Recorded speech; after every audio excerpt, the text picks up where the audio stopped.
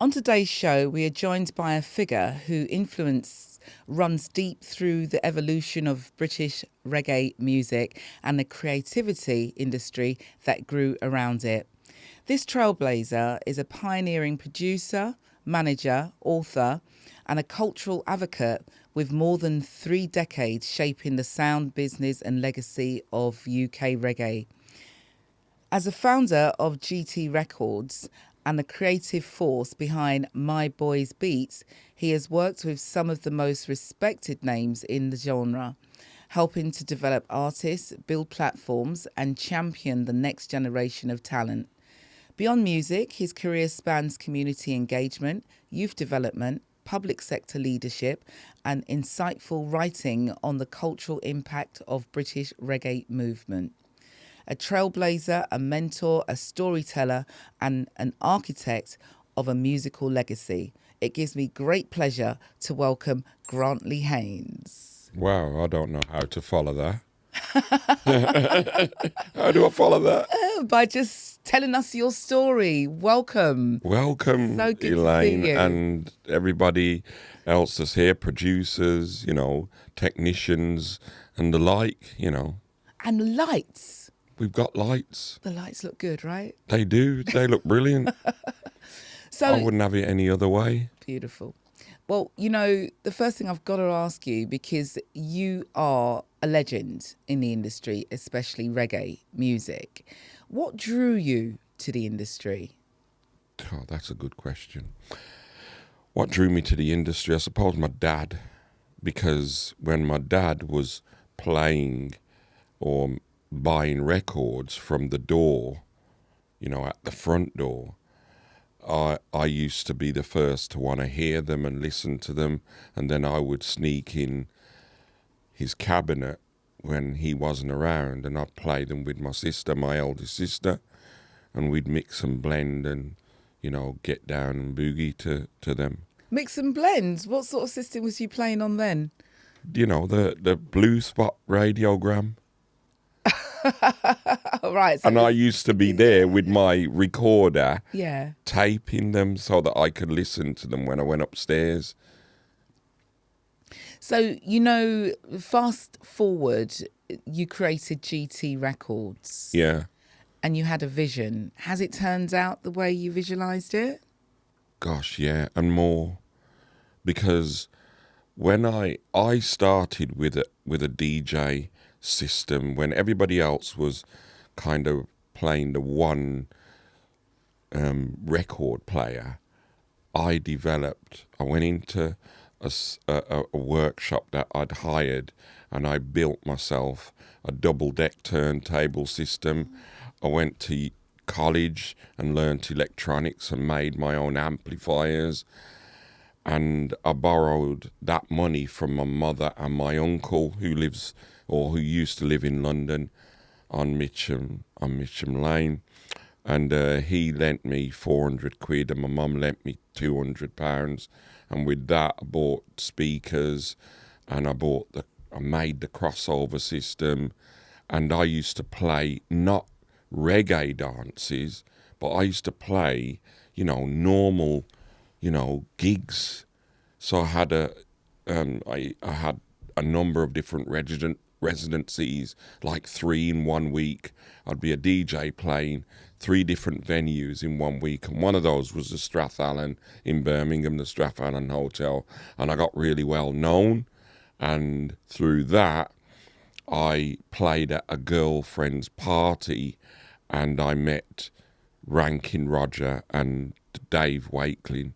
Which year are we talking about? We're talking about, it had to be 79. So that was before GT Records? Yeah. So that's how. And then playing that party, I was asked to play another party, and the other party meant that I played. They said, well, there's just going to be black people at this party, Grantley. And I said, I got to go to the record shop and get a few more records. So I did that, and I played this party, and everybody loved it.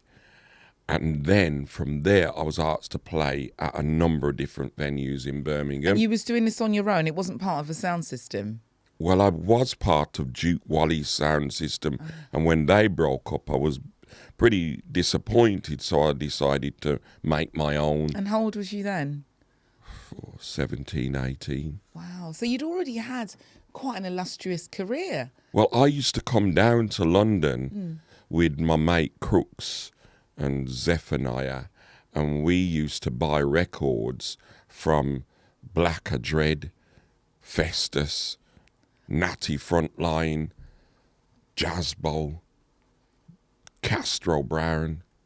So that's how I got to know the London circuit on the rise, because we would meet them by going to a Coxon dance, and then we would be too late to go back to Birmingham. So we would have to stay overnight, and I stayed at Blacker's house. He was really good to me. Really, I mean, those guys were really great to me, Natty and them guys. You know what I mean? Yeah, I know all of those names that you're calling now. And I mean, this is... And I'm a before- youth, you know what I mean? Like 15, 16. So what was your parents, you know... Well, what were they thought saying I would about stay this? with my uncle, No. because my uncle was good to me. He was like a big brother. Yeah. So he'd say, yeah, Grantley's all right. He's down here. So your uncle would lie for you? Well, he never lied. He was economical with the truth. All right, so fast forward then. I'm desperate to know how, you know, you got into GT Records and what actually came first, Tipper Irie, Maxi Priest or GT Records. What came first? Well, what came first was, I would say, Pat O'Banton. Oh, yes, of course. So Pat O'Banton and I were friends, because Pato used to go out with my sister before he was Pat O'Banton. So I used to see him come around to that. Well, I'm Pato, yeah, all right, nice GT, nice, man. And he'd go and carry on, and we became friends like that. And then he said, boy, if you ever need me, you know, because Pato used to chat all over Birmingham on any sound system, not just one, on any sound system.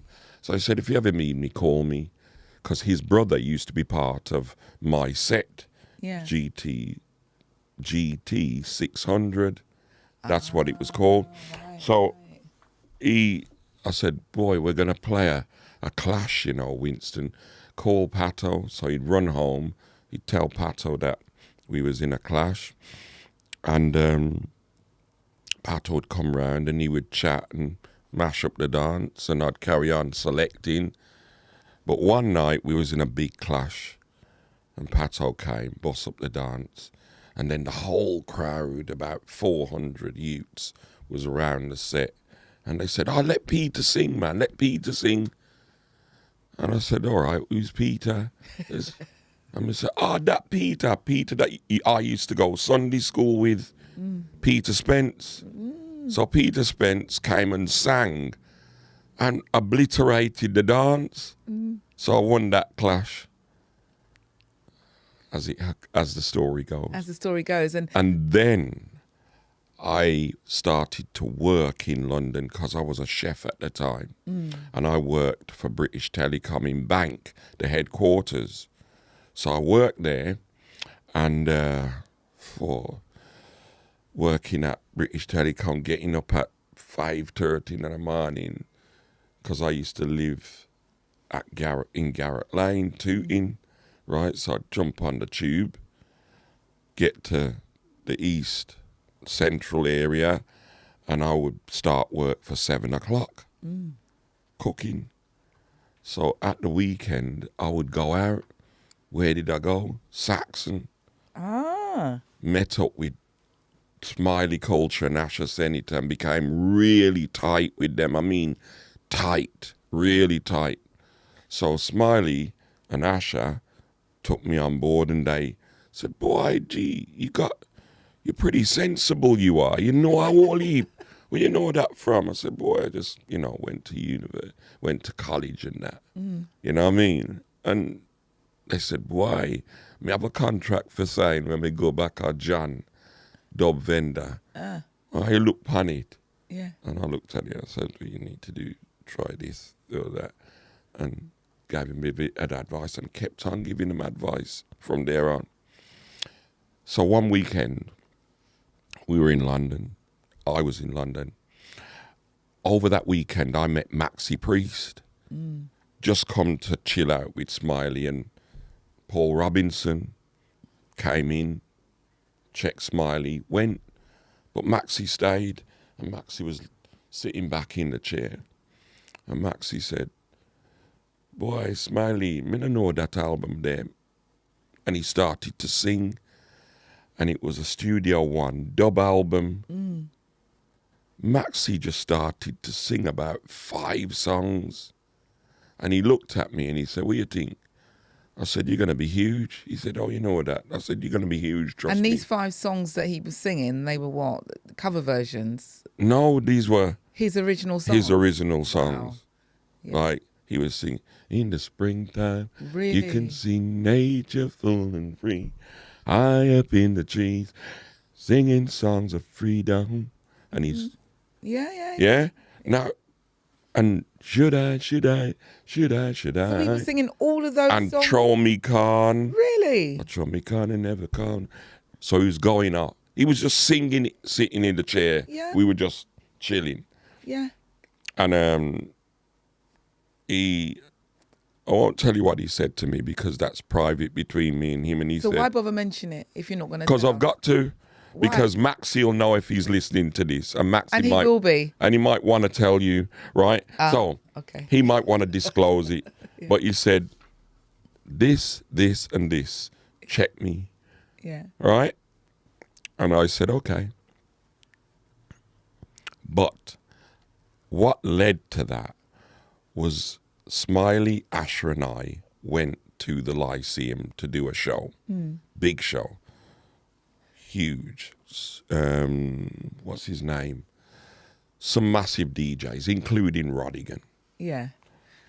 I got there and I didn't know that Pato was going to be there. So we got there and Pato was there backstage and I said, what are you doing here? He said, I've done these tunes for Dub Vendor. It ain't what you do, it's the way that you do it. And the boss, Yeah. who not a lot of people know, I said, "Pato, we gotta deal with that tune there from. What you gotta do is this tune." He said, "But that's an idiot tune." I said, "An idiot all the way to the bank." Did you actually say that to him? Yeah. And he I said, said, what? "Move and go. You don't know nothing about this business. If you call that tune the idiot tune, that tune's gonna pave the way for your future. Yeah. And if I'm the only one jumping up and down when you sing it, then I'm willing to make a fool of myself." Okay. He said, "All right, I'll sing it." The tune was, "Hello, Tosh, got a Toshy, but." Pato came out after I'd said to Rodigan, "Line up Bloodfire Posse, the B-side." Yeah. Do. So he wasn't actually singing on the rhythm track for Hello Tosh Got a Toshiba. No. You selected Yeah. the B-side of something else, a dub side of something, and got him to sing on top of that. Yeah. Continue. So Rodigan played it. Pato came out. "Hello, Tosh, got a the Chaplin dance." Yeah. Right? He came out doing that. And the place just erupted. Yeah. 7 times at least. Ask Rodigan if you don't They believe. pulled it up 7 times. Yeah, you can't ask Steve Walsh because he's no longer here. Oh, Steve Walsh was there. Yes, he was. Do what? He was one. Yeah. You what? Oh, you what? Yeah. You what? Yeah. Yeah. Okay. So, anyway, what happened then, right, it was a flurry of calls for Pato to do interviews, including Rodigan, Tony Williams, everything. Wow. So that's where, once we went back to Birmingham quickly and decided to record Hello Tosh, Don Christie gave us, the record shop owner, gave us £1,000 to make the record and put it into circulation. I said to Pato, "You're going to need a manager." And he said, "Yeah, man, I don't know where to start." And I said, "Don't worry about that. I'll deal with it, man." And he went, "What?" Because obviously he didn't know that I knew anything. I said, I'll deal with it, don't worry. And I went away for a week, 2 weeks, and I read 4 books. Wow. Do you remember what they were called? The Making of a Band, Wow. the recording industry, and so publishing everything. I read that. And performing as an individual artist. I read that. And the music industry. Oh, I've got that one. Yeah? Yeah, I've got that one. Yeah. So I read those books in a week. Wow, in a week. And did you absorb it? You must Yeah. have absorbed it. And so I guess, is that where your managerial Skill started. came in? Yeah. Plus my intuition and my ability to recognise talent and all that lot, because I underpinned it with those books and my own information knowledge. So when I, for instance, looked at Tipper in a totally different way, I said, Tipper has got the ability for melody. Da da da da da da da da da da da da da. Yeah? Or hello darling, hello good looking. Yeah? Good to have the feeling. Da da da da da da da da. Good to have the feeling. Yeah? You're the best. Yeah. So all those melodies, although the other Saxon MCs had melody and every other, he had primary melody, like white key melodies. All right? Because, I mean, you know, Pato Banton and Tipper Irie both made it to Top of the Pops. Yeah. And I guess it's kind of through your guidance. Am I right in saying that? Yeah, I would say so. They would say so. What made you so confident to, you know, to get them in the industry like that? What made you so confident? What was happening around at that time for you to think, yeah, this is definitely, you know, mainstream worthy, especially coming from a dancehall scenario? Well, remember, I came from buying imports, American imports. I was listening to people like Curtis Hairston at the time, Howard Johnson, you know, Shalimar, you know, those were sinking into my head. So I knew the melodies that would work, and I understood the music business because I'd traveled outside of England quite a lot, and I knew real big DJs at the time. And how old was you then? 19? 19. So Yeah. still only 19. So just to kind of move the story along, you presented Tipper and Peter Banton to a record company?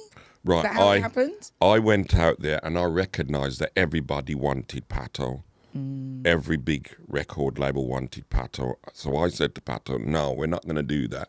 We will produce Hello Tosh. We will produce some other records, and we will go to them with us knowing, having the deal. So we've got the deal. A little bit like Wayne Marshall. If he produced his the big song that he had, G-Spot. He has the copyright control, so he can sell it to. And I knew my ability to negotiate was good. I knew I could talk. I knew I had the ability to communicate effectively with different people. All right. Okay. So I used that. It's like when I met you for the first time, I just said, where do we need to go? How long before the show? What does Pato need to do? Is he doing 3 songs or is he doing 2? I go to Pato and I said, right, we got to hit these areas. Boom, boom, boom, boom, boom. As long as you hit those, we're going to get more gigs. Good. So your name is like flourished around Maxi Priest's career. Tell me about the relationship with you and Maxi Priest. We always had a great career. From the time he sang and I said, you're going to be huge, we always had a good relationship, even to last week, Thursday, when I met him up at the Jam House. So Maxi was quite close to Smiley, very close. So we used to just hang out when I was in London. So it was more like advice as well as, you know, until he met Erskine. And even when he met Erskine and he went to Jamaica to start recording his first album, well, the first album, Bonafide, with Sly and Robbie. Yeah, I was there. What we're going to do now, we're going to take a break, and on the other side we get to hear more about the wonderful GT and his illustrious career. We get to hear about the plays that he's involved young people to bring them into the industry, and he's also an author, so he's written 2 books, I do believe, and he's got his latest one out called Me and Cocaine, or Cocaine and Me. See you on the other side.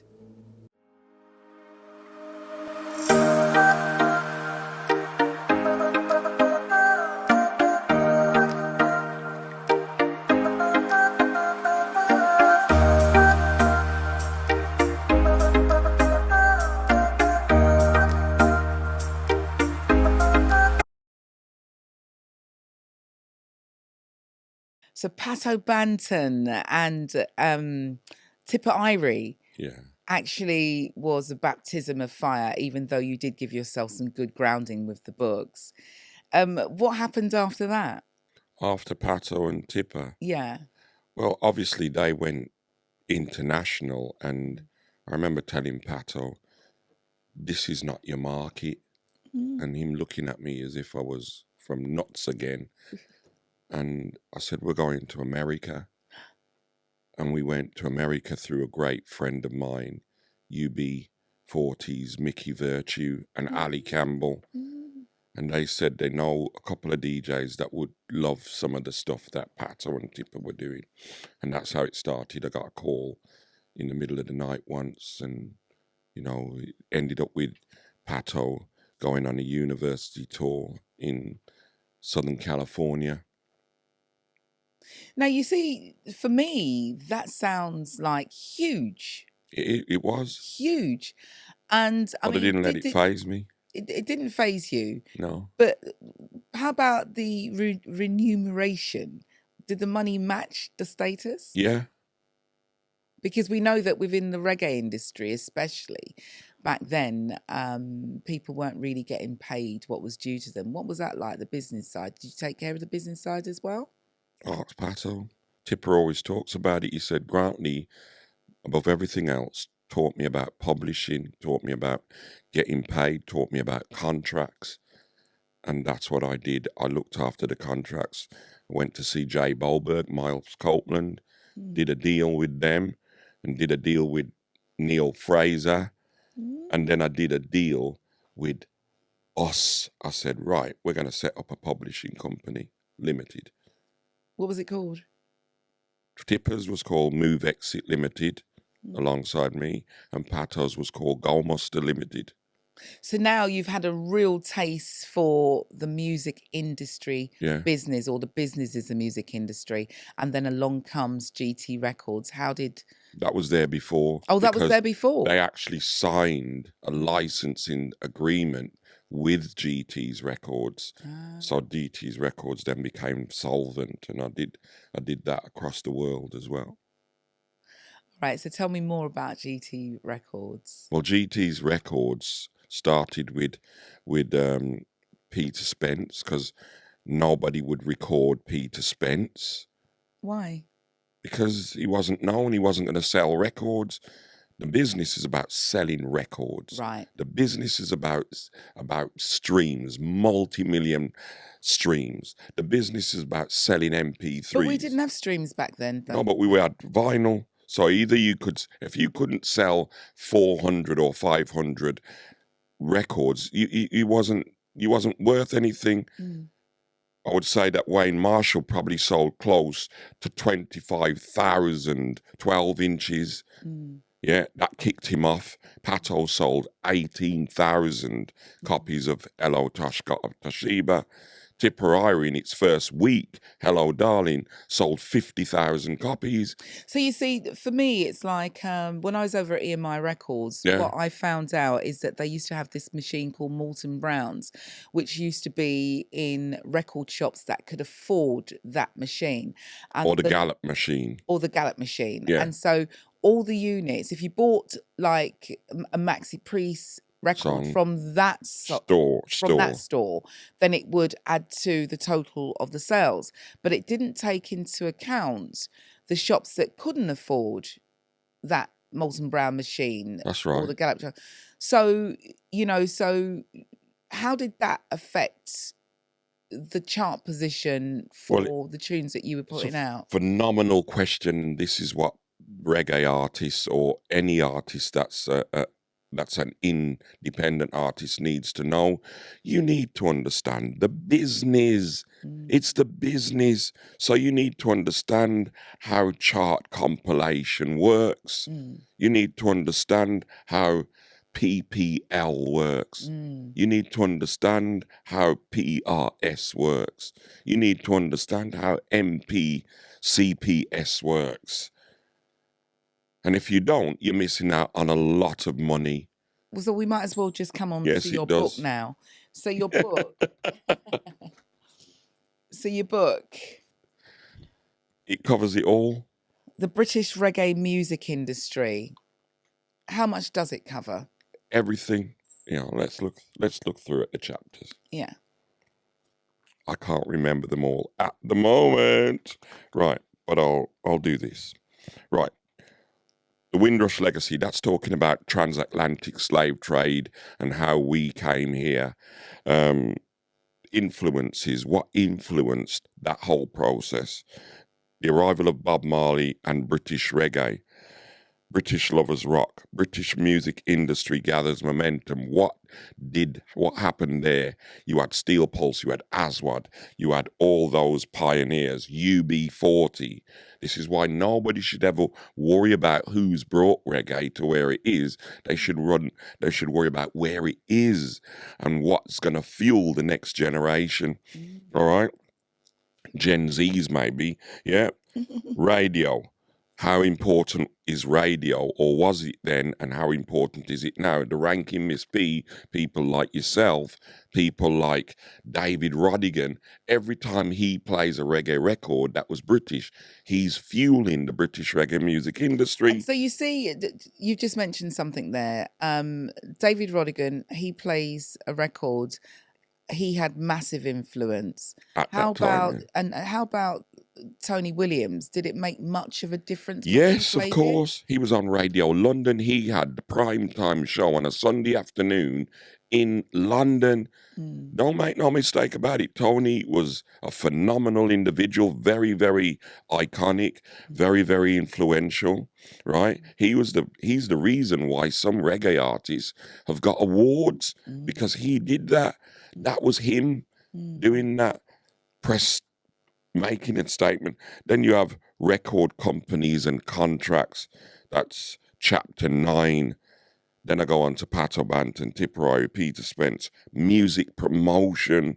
Yeah. Then I talk about the early years. Then I talk about My Boys Beats.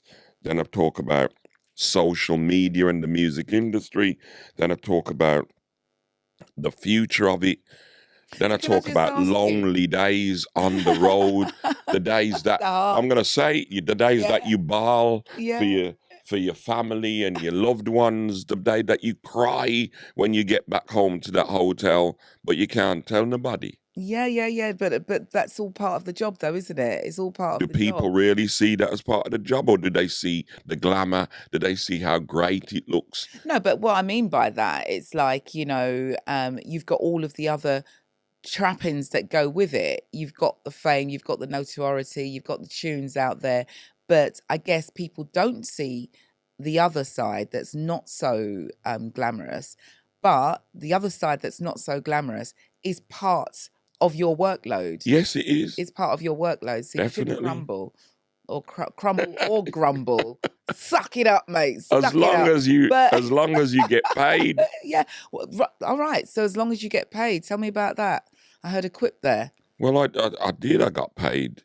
I think I got paid really well. I think I'm very fortunate because of the education that I did for myself.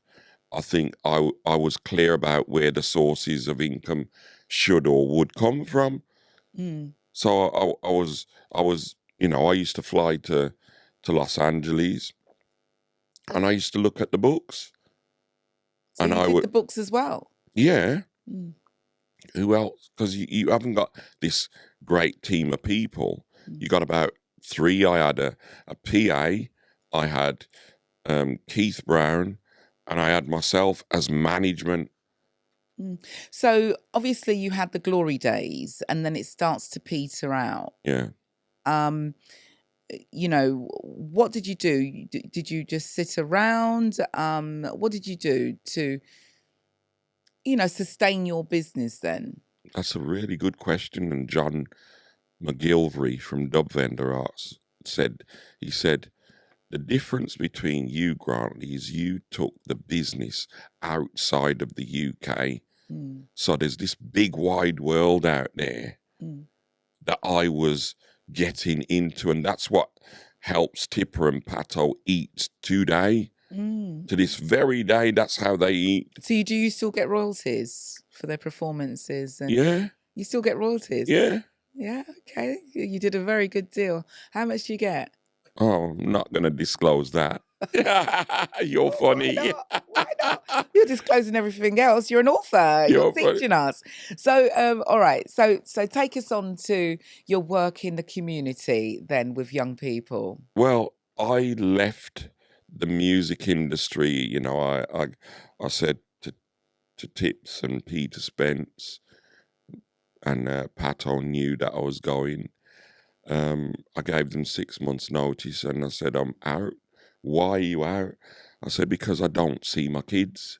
Oh. I come off tour with Tipper, and I'm on tour with Pato. I come off tour with Pato, I'm on tour again, and that's how it went. And I said, I gotta stop.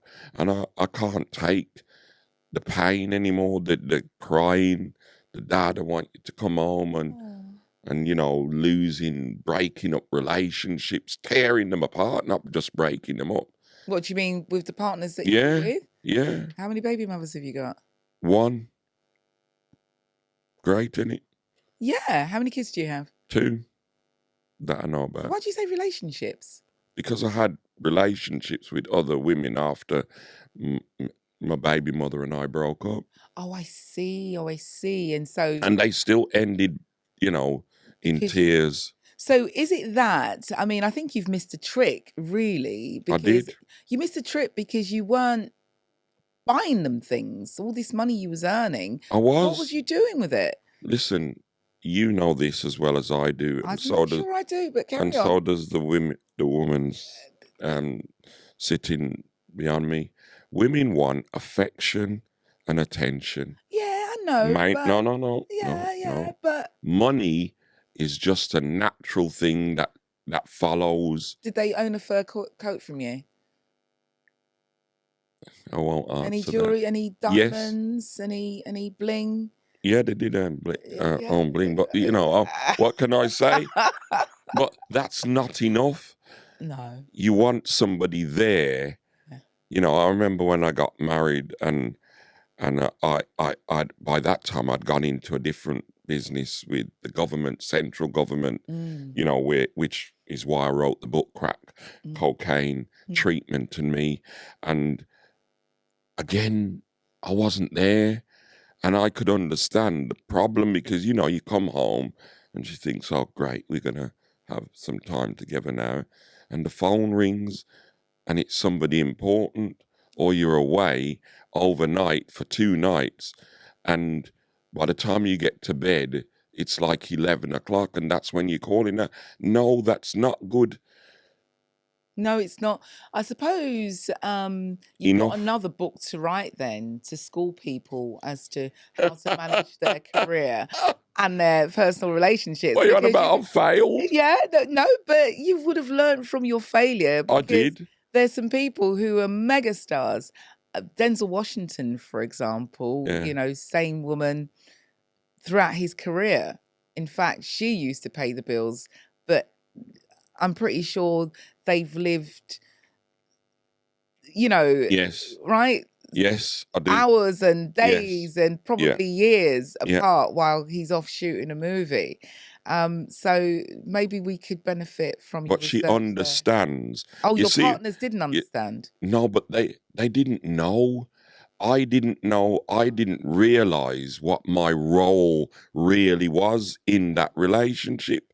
And I'm being honest, because when you're pulled from pillar to post and everybody's saying, "Oh, great, you're fantastic, you're this, you're that. Look at how you can do this." You know what I mean? And when you get home, you can't communicate Oh, how great that part is, but how rubbish you are with this. oh, oh. So you have got a book inside you. You have got another book inside you. That's Stop it. beautiful. You do. You do. You do. So moving on, because I want to get into the author side of you where you put your author's hat on. And you've delivered two books. We've spoken about one already, Yeah. very informative. And then you've got this other title, which is well, actually, you could say it's part of the music industry. It is. Cocaine and Me. Yes. Tell me about that. Crack cocaine treatment and me Mm. is about the industry. I set up a service. I was in Harlem because I went to Harlem to learn about how the civil rights movement really benefited or didn't benefit Black African Caribbeans and Black African Americans. And I went to a barber shop and I went outside when, nature called, and I saw a woman doing something with a male that shocked me and saddened me. When I went back into the store, the barber shop, they said, "Oh, she's just using crack cocaine, man, and she's earning her money." And I said, "Well, how much does she make?" And they said, "Well, $5." So I thought, wow. And this is at the time when I'm about to leave the music industry. So I came back to the UK, and in order not to go back into the business, because it's easy to get pulled back in, I decided to sign up to go to university to study for a bachelor in philosophy and education. And I majored in youth and community studies. And then as soon as I realized that knowledge, that took me to, I've got to do something about the crime issue and the drugs issue, because those are the areas that I was drawn to. So I studied from a master's in criminology. So I became a criminologist straight after I'd done. And then I wanted to really understand whether I really knew about business or not. So I did another master's, and that was my MBA, Masters in Business Administration. And that's where I decided to stop. Mm. And but the role that I'd had then was setting up this service. Because I'd set up this service and it was so successful, I had been called to London. I became one of the non-executive directors of the National Treatment Agency, amongst other chair positions of organisations in London and Birmingham. And by then it was just nuts. I was working with a bus in Birmingham that went out on the streets of Birmingham, going to areas of crime, devastation, all the ills known to man. And that was called the Midnight Bus. And we looked at engaging kids. Some of those were gang kids. And we worked with them. And what I chose to do was work with their families, their fathers, and get their fathers to understand how to kind of turn the corners without losing face, and understand the relationships, because I'd lost relationships. And but one thing I was good at doing is I kept the relationship between me and my sons so that they always saw me. So that was the learning part, doing a 360. So I did that. So with that, after I'd become successful at that and spent 8 years in London working with the government, I got an accommodation from Gordon Brown. I got to, meet the Queen, and decided this is it. And my father died at the same time. I had an operation, which really was a serious one because I didn't go to work for 2 months, and I took early redundancy because I just didn't want to go on to another big job. So at that time I was strategy manager at the Birmingham Drug and Alcohol Action Team, and I was training all over the country. Training people how to recognise crack cocaine, how to improve treatment retention in services and so on. And I decided to start my own business, and I did that. And then 2013 came, and I decided that one of the girls that I met while we were out there working in areas and communities was Lucy Tennyson. And she came on the bus one day and they said, Lucy can sing, Lucy can sing. I listened to Lucy Tennyson sing Pixie Lot's Cry Me Out. And I went, wow, you can do so much with that voice. And I went to see her parents. I signed a recording contract with Lucy. And then I went on to sign a recording contract with Aaliyah Wiggins and, a couple of other really young people. Lucy was 13 years old, and you met her when she was about 14 and a half, 15. Yeah. And the same with Aaliyah and a number of others, including my son at the time, JB, so on, 2-1. And I worked with them. Now, to promote them, I took them through the same process as a record company would do.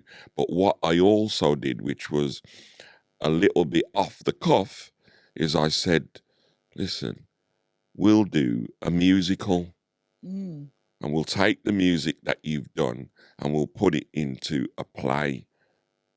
And that's where Mirrors and Makeup was born. Congratulations with that. You gave me quite a broad answer there, but we're going to have to wrap up. I can speak to you for another 2-3 hours, possibly another 24 hours, because there's so much more to you. But if you want to know more about the great G.T. Haynes, then do pick up a copy of his book. Let me just show it to you. Copy of his book. And we've also got this event to look forward to. Tell us about this event, the British Reggae Windrush Legacy, Past, Present and Future. It's happening on Sunday, the 29th of March, 2026. And there's workshops and more workshops, more to learn about the music industry. Just give us a quick synopsis on what we can expect. The conference summary. This conference explores the rich heritage and cultural impact and the evolving future of British reggae, tracing its journey from the Windrush generation to the digital era. Workshop sessions will celebrate pioneers, unsung heroes who shaped the genre, highlighting reggae's deep roots in community, activism and social justice. Attendees will examine the sound system culture, the ongoing fight for fair representation in the music industry. Discussions will address pressing issues such as copyright, mental health, and gender equality. Collaboration, bringing together artists, industry professionals, and fans. This event honours reggae's legacy while charting a vibrant, inclusive path for its future in Britain and beyond. Thank you so much. Thank you, Grantley. You're a champ. You're definitely a legend. And thank you for your ears and eyes. Do remember to listen, subscribe, watch, and share. My name's Elayne Smith. And before we go, we're going to have a passage from Grantley's book, Cocain and Me. Right, assessment of crack cocaine drug using clients, step-by-step guide. The assessment process takes a history of the client's crack using journey from beginning to the day they sit down in front of me, the practitioner. It is not only a matter of obtaining facts to be written down and held in case notes. It is the first real interaction between client and practitioner to enter into a conversation where sometimes, for the first time, the main goal for the client is to look back on their past, present, and to be placed in a position to pause and choose a different path. Yeah, the critical point here is the opportunity to engage in a process of change. And when I say the process of change, it's like the cycle of change where you start off and you look at the basics. What is it? Why should I change? What thought processes have I had? Why should I change? Because many people don't know why, because if they're using a drug like crack cocaine, they're receiving what they want, dopamine, fight or flight, really nice feelings. So why should I change? If my life's rubbish for the whole week and I get crack cocaine for 10 minutes, 10 minutes is better than nothing and better than what I'm going to go back to. That's where we are.